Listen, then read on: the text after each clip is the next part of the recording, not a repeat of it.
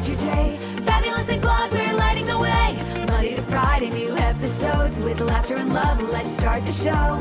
We're shaking things up. Don't let anyone dull your sparkle.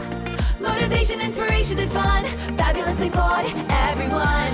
So shine a little brighter. Grab your smile and sing along. The show's about to start with Marni, your host. You can't go wrong.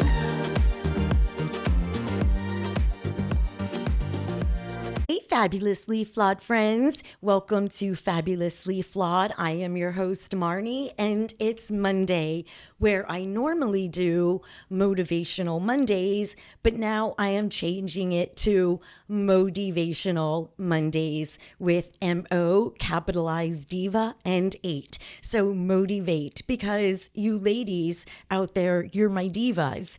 And this is for any woman who wants more confidence, more joy, more impact.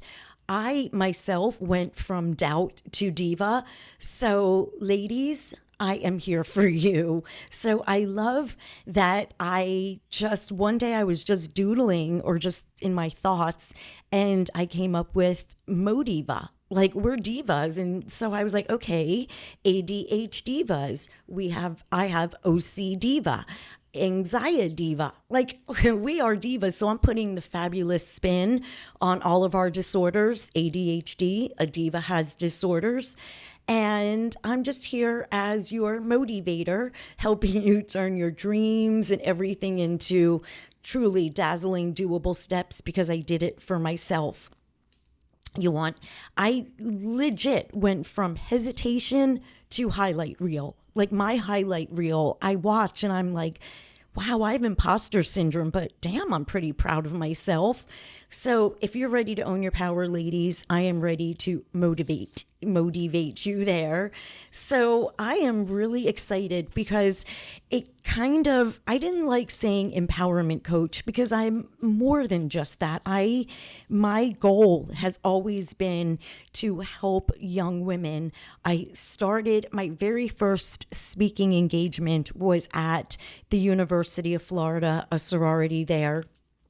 And it was it was the coolest thing, because I had these young girls line up afterwards and cry, and they're like, I'm gonna go call my mother and thank you for sharing. And it was just, thank you, AFI. So people. And also, before I forget, I want to give a shout out to my divas too, because when I say celebrate your small wins all the time, I just want everyone to know that if you're struggling with some of these small wins, like showering or going outside, replying to a message, eating a meal at the table, to the everyday person, it seems completely simple and whatever. But for some of us, it's impossible. And I want you to know that you are a badass for doing any of those. You're still a friggin' diva. Even if you're having a hard time right now, you will get through it. I promise. And I read this saying earlier. I read this quote earlier. I never heard this. It said, the longer you stay on the wrong train, the more expensive it is to go home. Meaning, I took it as, stop following the crowd. It's so hard to, once you keep following other people, you forget your own identity and who you are. And I think home is where your heart is. And I don't know. I see so many women follow the crowd, whether it's young girls in middle school, high school, colleges, even adult ladies go into that mean girl energy. And it's just friggin' ridiculous. It's just, be yourself. If, when you go looking, let's say you're getting married and you want centerpieces of flowers, you're looking through the florist pictures and everything looks the same. And then you see the one that's, wow. There's always that that takes your breath away, that moment. And I'm sorry, my dog is looking at me. I am so sorry. okay, wait, I'm going to keep going because Hershey's looking at me and I made that expression of, and he got scared. So I'm going to keep going. I also want you divas to know it's okay. Hershey's right here, but I'm not going to stop. I'm not going to stop my podcast. I'm going to stay in the moment. I also want you ladies to know that, what is that quote? I believe this in my heart because I've been married to my husband 3 times. It's fine to fight for someone who loves you, but it's a waste of time to fight for someone to love you. Okay. So that kind of, wow, I don't know. I read that and it was, I never begged my husband to love me, even in our in and outs during our affair when we had my daughter and people didn't know it was really his. And through all of that, it was more of just fighting for us to be together, which took such an emotional toll on me. And so but I'm here. I thought I was going to die. I legit thought I was going to die. Imagine, ladies, having a baby with somebody, but then watching him walk away with his wife at the time and child who was 4 or 5.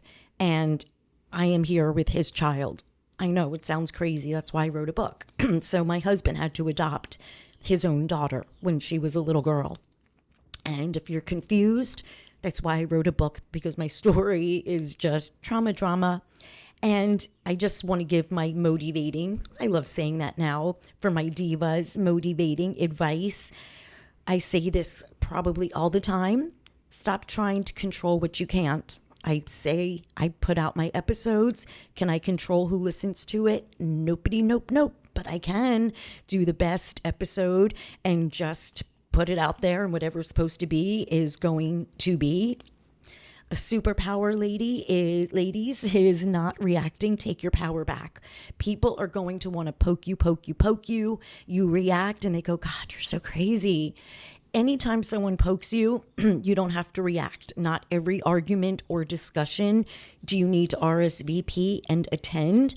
So the longer you can master staying calm when disrespected is a game changer. And I remember to this day, I was at a doctor's appointment and there was a lady behind the receptionist desk just clicking on the computer.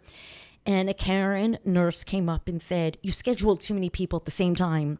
So she said, I apologize. It must have been my mistake, And she goes, well, there's 3 people here at the same time. She goes, noted, won't happen again. And she kept clicking. She didn't let the nurse faze her. She didn't turn around and say, go fuck yourself. She didn't let it aggravate her day. And it was like, wow, that's like pretty cool. Like she just legit protected her peace. And I loved that. I don't know. It was a reminder. You don't have to get angry every time somebody says something to you. Oh, I forgot another one. I love this. I never heard this one either. It said, no matter how thirsty you are, there are some people you should never ask for water. Meaning, I don't care how lonely you are, how your heart may be lonely at the moment. A hungry heart may believe lies. Don't settle for a temporary feeling of loneliness. Don't go back to something or someone that is not good for you.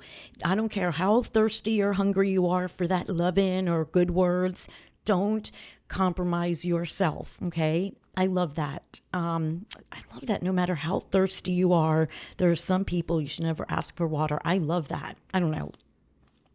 And a lot of us, myself included, completely wanted immediate success. But then I realized, okay, thank goodness I didn't do any interviews or any other thing that didn't happen the way it was supposed to happen, because I am just now prepared in a very eloquent way of understanding mental health that it has taken me years to understand myself, for my family to understand, but I wanted immediate. Why am I not talking about it? Why am I not on the news? Why am I not doing that? And I realized, okay, we have to walk before we run. A baby has to crawl before it walks. So everything happens the way it is supposed to. I promise. And there's a saying I say a lot too: the easy way out is the hardest way out, because what comes easy will not last, and what lasts won't come easy. We all like shortcuts. We all put band-aids over things, but that's an easy way out and the hardest way out. Consistency daily, the same every day, working towards that goal. You will look back and be so proud of yourself for not giving up and doing little by little every day, and your hard work, it will pay off, because it doesn't come easy. But if you just try to half-ass something, you will not have the success you deserve or should be getting. Don't half-ass anything. Just, put 100% in whatever it is you do. I mean, don't just try to run. Walk and then run, or trot and then run.